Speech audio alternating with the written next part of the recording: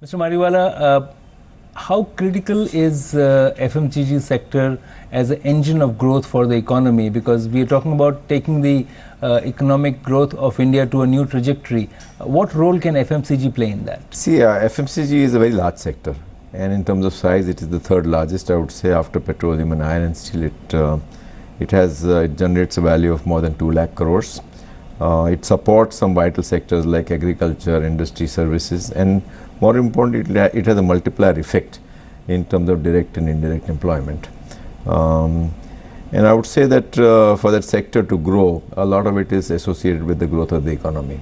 So in last 1 or 2 years, we've seen that the rural demand has fallen because of the poor agriculture.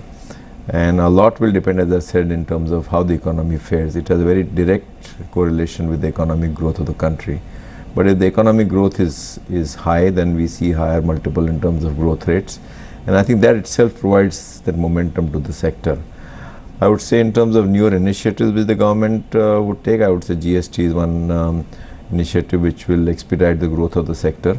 So I think GST would be one of the biggest initiative, in addition to the infrastructure thrust which the government is providing.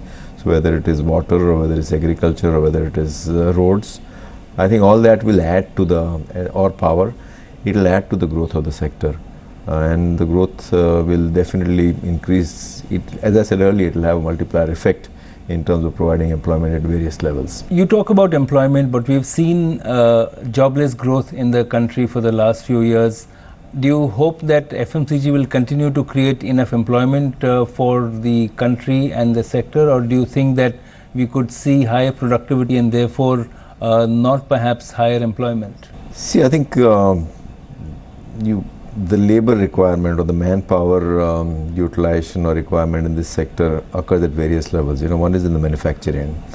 So in manufacturing, depending on the degree of automation, there may be some degree of automation which may be impacting, but nonetheless I think the labor requirement will be high because there are certain parts of the value chain which will use labor.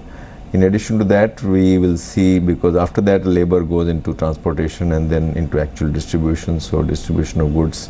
I don't think all that can be actually mechanized.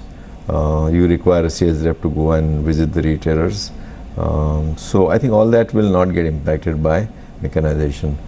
So that's my view. In the last couple of years, Prime Minister Narendra Modi has tried to make India a better place to do business. He's promised a lot. There's a lot of changes happening at the state level and at the national level as well. But where have we reached on that?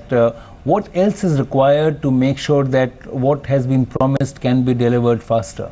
See, I think if you look at all the themes which the government has announced, I would say that the themes are very good, whether it is Make in India, whether it is Digital India or Swachh India. So there are a lot of initiatives which are being taken by the government to improve the existing infrastructure or to improve the existing practice of cleanliness or whatever they announced. But I think in addition to that, the government has to think about some I would say, some bigger steps. And these bigger steps would be in the area of labor reforms. They would be in the area of privatization. Why should the government be in banks? Why should the government run an airline? And things like in terms of agricultural productivity, you need to look at GMO. I think the government has to take some bigger steps, and the government is absolutely right in doing a lot of small steps, a lot of execution issues, removing old laws which are not relevant, or ease of doing business, simplifying rules, regulations. So I think that's all in the right direction. But if you really have to give thrust to the economic growth rates, we need some bigger steps. And that's where I come from. And hopefully the government will, after tackling all the smaller, easier administrative steps, they will have that courage to take the bigger steps, because that's where there could be some degree of fear that how will it impact my vote bank.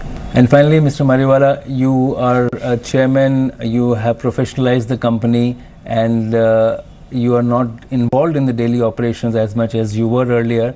But where would you like Marico to be in the next few years? Where would you like to see it in the next 10 to 15 years? So I think over a period of time, Marico will continue being focused in FMCG business.